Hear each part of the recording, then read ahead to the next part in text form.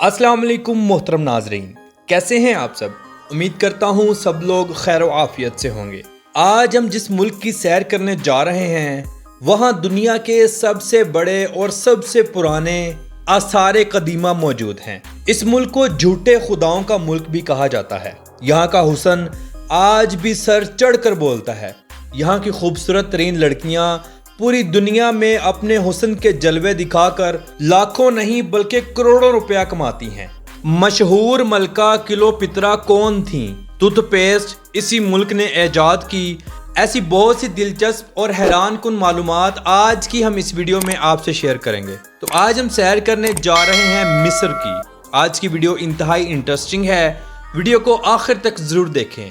और तमाम नए आने वाले दोस्तों से गुजारिश है हमारे चैनल क्लॉकवर्क को ज़रूर सब्सक्राइब करें, ज़्यादा से ज़्यादा अपने दोस्तों को व्हाट्सएप पर शेयर करें और लाइक करें। तो चलें वीडियो का आगाज़ करते हैं। मिस्र, जिसका official name Arab Republic of Egypt है और अरबी में मुकम्मल नाम अरब जमहूरिया मिस्र है। मिस्र एक बैनुल बरआज़मी मुल्क है जो अफ्रीका के शुमाल मशरकी कोने में एशिया के जनूब मगरबी कोने पर फैला हुआ है। इसके शुमाल में बहीरा रोम, शुमाल मशरिक में फ़लस्तीन और इसराइल की गजा की पट्टी, मशरिक में बहीरा अहमर, जनूब में सूडान और मगरिब में लीबिया वाक़ हैं। शुमाल मशरिक में खलीज अक़बा मिस्र को उर्दन और सऊदी अरब से अलग करती है। मोहतरम नाजरीन, मिस्र का कुल रकबा 10,10,408 मुरब्बा किलोमीटर है और अगर बात करें मिस्र की कुल आबादी की तो 10,70,85,000 लोग यहाँ आबाद हैं। मिस्र में बोली जाने वाली जुबान मिस्री अरबी है। ये एक मुसलमान मुल्क है। मिस्र दुनिया का 14वां सबसे ज़्यादा आबादी वाला मुल्क है। अफ्रीका में नाइजीरिया और एथियोपिया के बाद सबसे ज्यादा आबादी वाला मुल्क है। मोहतरम नाजरीन, मौजूदा मिस्र के लोग इंतहाई इज्जत करने वाले और मेहमान नवाज हैं। मिस्र का सबसे बड़ा शहर काहिरा है जो इसका दारुल हुकूमत भी है। ये शहर पुरानी सकाफत और जदीद फ़न तामीर की मुकम्मल अक्कासी करता है। काहिरा शहर में पूरे मिस्र की 20% आबादी आबाद है। काहिरा दुनिया के मसरूफ तरीन शहरों में शुमार होता है। इस शहर में आप हर वक्त हुजूम और टूरिस्ट को घूमते देखेंगे। यहाँ के लोग असर के वक्त बच्चों समेत घूमने फिरने के लिए घर से निकल पड़ते हैं और इस शहर के लोग अपनी जिंदगी को फुल इंजॉय करते हैं। बेहतरीन रेस्टोरेंट से लेकर डांस क्लब और शीशा क्लब तक हर चीज इस शहर में मौजूद है। पूरे मिस्र से लोग कारोबार करने काहिरा शहर की तरफ रुख करते हैं।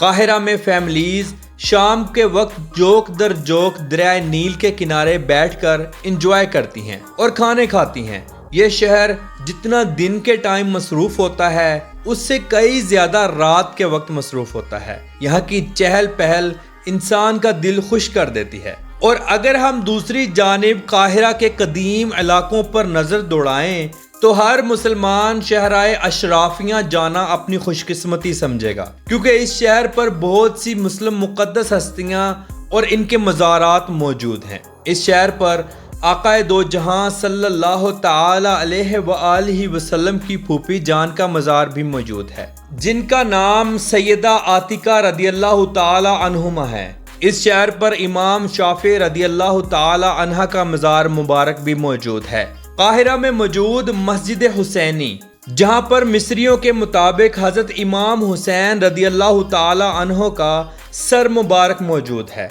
पूरी दुनिया में मुसलमानों का ये मानना है कि इमाम हुसैन रदियल्लाहु ताला अन्हो का मज़ार मुबारक इराक में है, लेकिन मिस्री कौम का ये कहना है कि इमाम हुसैन रदियल्लाहु ताला अन्हो का सर मुबारक यहाँ दफन है।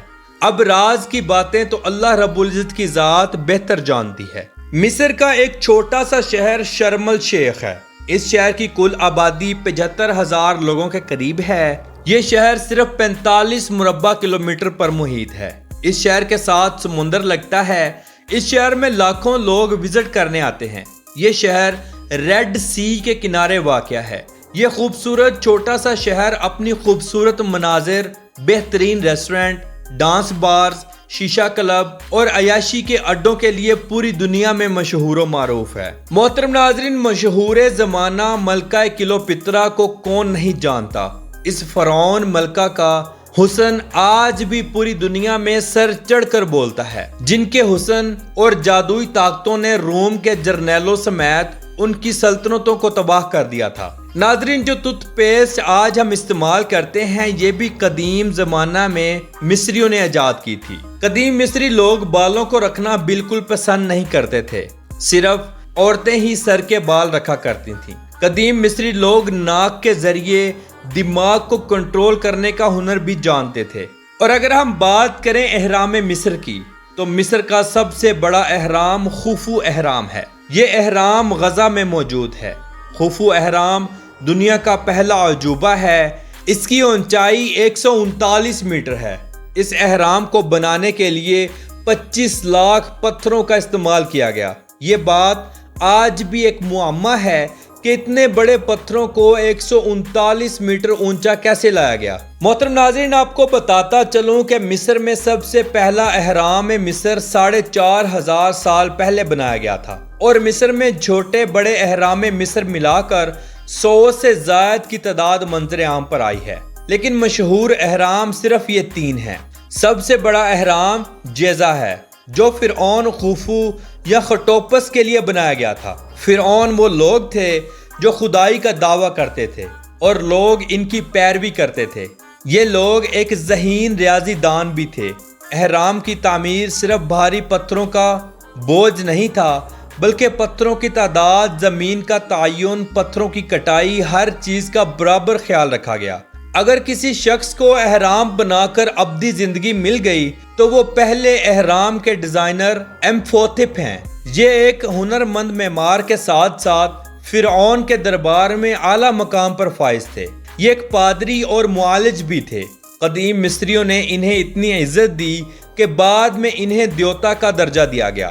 1960 کے آس پاس فلم بینو نے ان کے کردار کو اپنے طریقے سے دوبارہ تخلیق کیا اور انہیں فلم دی ممی میں ویلن کے طور پر پیش کیا گیا۔ خوفو کے احرام میں داخل ہونے کے لیے آپ کو ٹکٹ لینا ہوتی ہے اور اندر داخل ہو کر اونچائی کی جانب 250 کے قریب سیڑھیاں چڑھنی پڑتی ہیں۔ پھر فرعون کی ممی یعنی خوفو کی ممی جہاں تھی وہ جگہ آتی ہے۔ معزز دوستو، ان احراموں میں فرعون کے مرنے کے بعد ان کے ساز و سامان کے ساتھ ان کی لاشوں کو بھی حنوط کر دیا جاتا تھا۔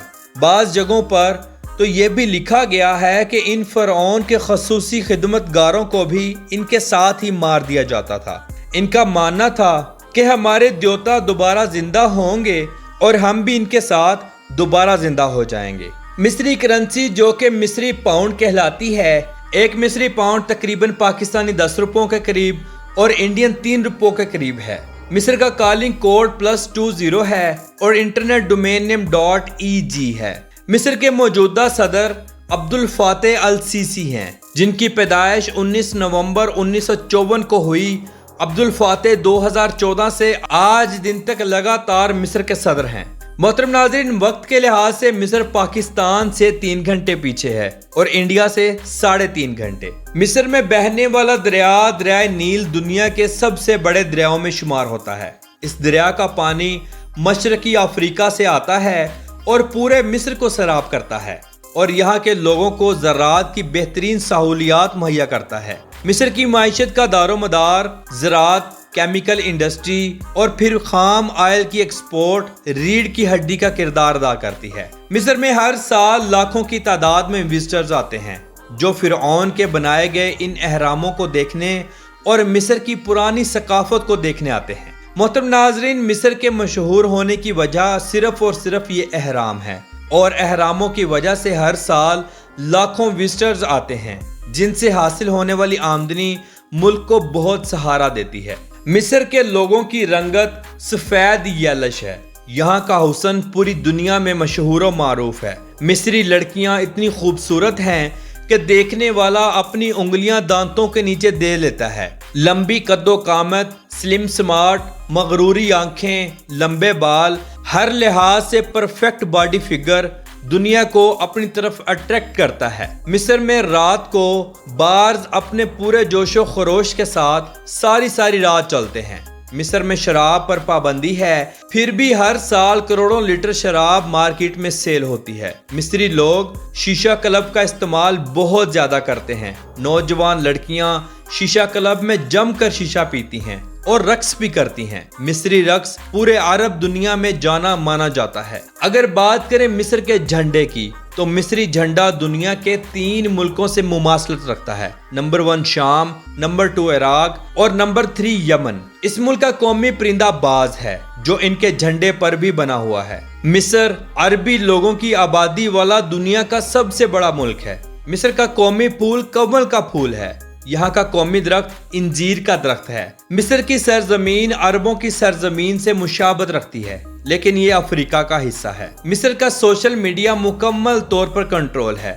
آپ گورنمنٹ کی اجازت کے بغیر بہت سی سرگرمیاں نہیں کر سکتے۔ مصر کی سرزمین پر اسلام 7ویں صدی عیسوی میں حقیقی معنوں میں مقبولیت حاصل کر چکا تھا اور پھر بعد میں بہت تیزی سے پھیلتا چلا گیا، اور آج ملک کی 90% آبادی مسلم ہے۔ مصر کی سرزمین پر سلطنت عثمانیہ اور سلطنت برطانیہ کا بھی قبضہ رہا ہے۔ مصر کا سالانہ GDP 1.899 ٹریلین ڈالر ہے اور یہاں کے لوگوں کی فی کس آمدنی $17,614 ہیں۔ مصر میں ڈرائیونگ رائٹ سائڈ ہے۔ پورے مصر میں ٹریفک کا بہترین نظام موجود ہے۔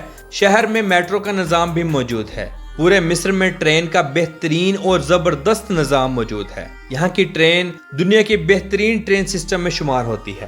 مصری لوگ کام کی غرض سے پوری دنیا میں ٹریول کرتے ہیں۔ محترم ناظرین، فرعونوں کی ممیز کو تو زمانہ قدیم کے لوگ حنوط کرتے ہی تھے، لیکن اس دور کے ایک بہت بڑے مگرمچھ کو بھی حنوط کر کے رکھا گیا، جو بعد میں دریافت ہوا۔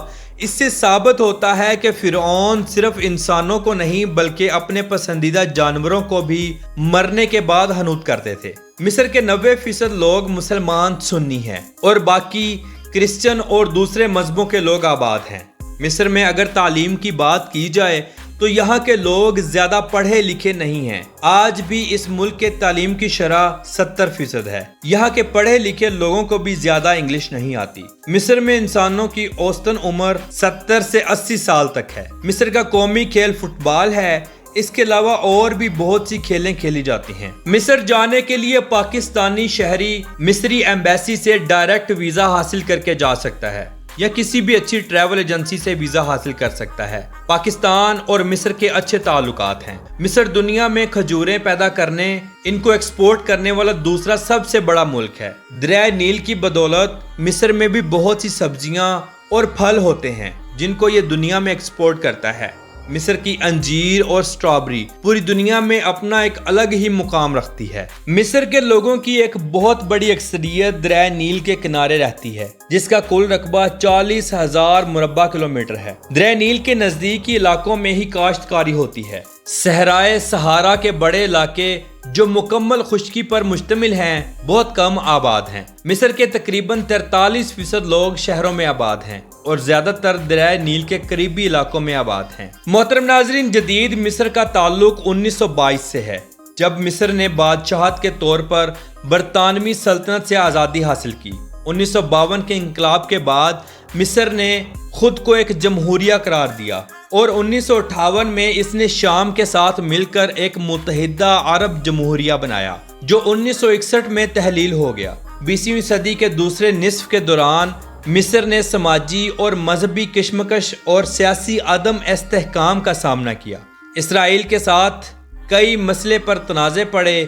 1978 میں مصر نے کیمپ ڈیوڈ معاہدے پر دستخط کیے اور باضابطہ طور پر غزہ کی پٹی سے دستبرداری اختیار کی اور اسرائیل کو تسلیم کیا، جس کے بعد 2011 میں مصری انقلاب اور حسنی مبارک کا تختہ الٹ کر رکھ دیا گیا۔ ملک میں سیاسی بدامنی پھیل گئی، جو بعد میں 2014 کی حکومت کے بعد قدرے بہتر ہوئی۔ تو محترم ناظرین، یہ تھی آج کی ہماری مصر کے اوپر ایک چھوٹی سی ڈاکومنٹری۔ آپ کو کیسی لگی؟ کمنٹ باکس میں اپنی رائے کا اظہار ضرور کیجیے گا۔